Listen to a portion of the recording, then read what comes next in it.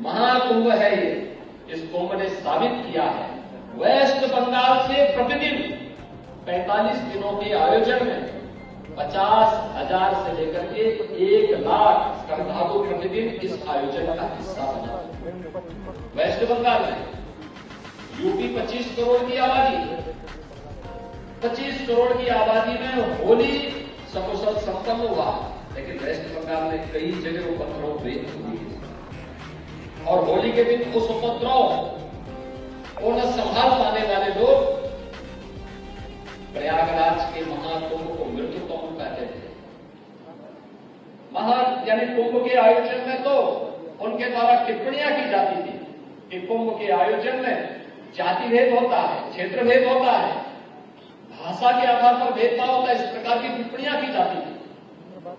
लेकिन पहली बार उनको लिखने के लिए मजबूर होना पड़ा कि दुनिया का ये सबसे बड़ा आध्यात्मिक और सांस्कृतिक आयोजन बना, क्योंकि कोई भेदभाव नहीं। जो उनको बताया गया था कि भारत में तो जाति भेद है, क्षेत्र के नाम पर बटे हुए हैं, भाषा के नाम पर विभाजित हैं, यहां पे महिला और पुरुष में लिंग भेद है, वहां आकर के उनकी आंखें खुली की खुली रह गई जब उन्होंने देखा कि एक ही संगम पे, त्रिवेणी के एक ही संगम में क्या महिला है, क्या पुरुष है, क्या उत्तर है, क्या दक्षिण है, क्या पूरब है, क्या पश्चिम है, कोई कौन पंथ है, कौन संप्रदाय है, कोई भेद नहीं। उत्तर दक्षिण पूरब पश्चिम पूरा भारत एकजुट होकर के एक ही त्रिवेणी के संगम में स्नान कर रहा है। और मीडिया की सकारात्मक पहल जो हमारी स्थानीय मीडिया ने, नेशनल मीडिया ने जो पहले चरण में इस अभियान को आगे बढ़ाया था, तक इंटरनेशनल मीडिया को भी उसके बारे में सकारात्मक रूप से लिखने के लिए मजबूर होना पड़ा था, और जिसके कारण दुनिया का और व्यक्ति वहां उस आयोजन का हिस्सेदार बना। मैं देखता था भारत के अंदर पहली बार तमिलनाडु से लोग वहां आए, केरल से वहां बड़े पैमाने पर श्रद्धालु आए, और अभी आपने देखा होगा वेस्ट बंगाल में यूपी 25 करोड़ की आबादी, 25 करोड़ की आबादी में होली सकुशल संपन्न हुआ, लेकिन वेस्ट बंगाल में कई जगह उपद्रव हुए होली के दिन। और होली के दिन उस उपद्रव को न संभाल पाने वाले लोग प्रयागराज के महाकुंभ को मृत्यु कुंभ कहते थे, लेकिन हम लोगों ने कहा है मृत्यु नहीं, मृत्यु से महाकुंभ है।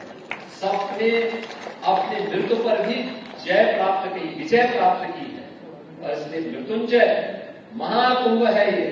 इस कुंभ ने साबित किया है वेस्ट बंगाल से प्रतिदिन 45 दिनों के आयोजन में 50,000 से लेकर के 1 लाख श्रद्धालु प्रतिदिन इस आयोजन का हिस्सा बना, इस आयोजन का हिस्सा बना। यानी इतने बड़े पैमाने पर श्रद्धालु वहां से आ रहे थे, क्या उत्तर, क्या दक्षिण, क्या पूर्व, क्या पश्चिम, और दुनिया के अंदर भी 100 से अधिक देशों ने इस कार्यक्रम में भागीदारी की। 74 देशों के तो एम्बेसडर और हाई कमिश्नर इस आयोजन का हिस्सा बने।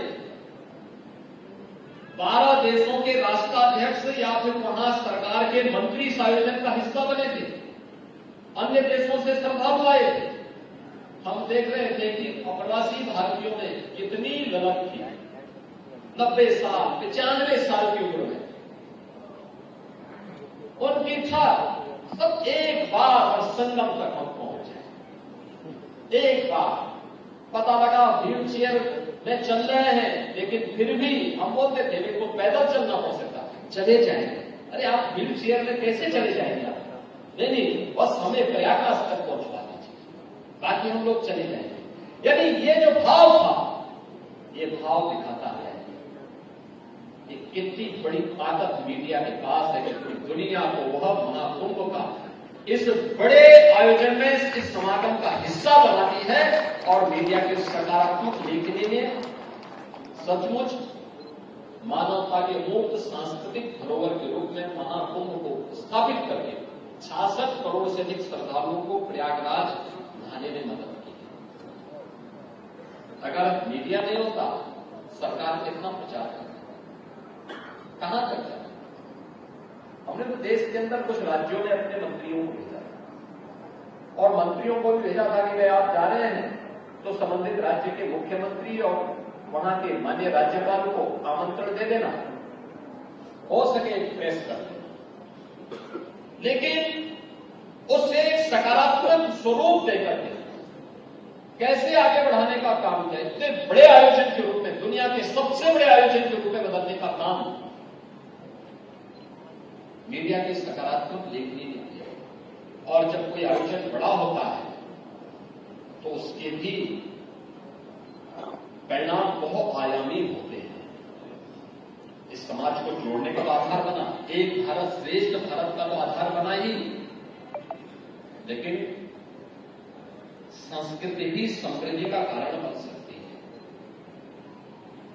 आस्था भी आजीविका का माध्यम बन सकती है।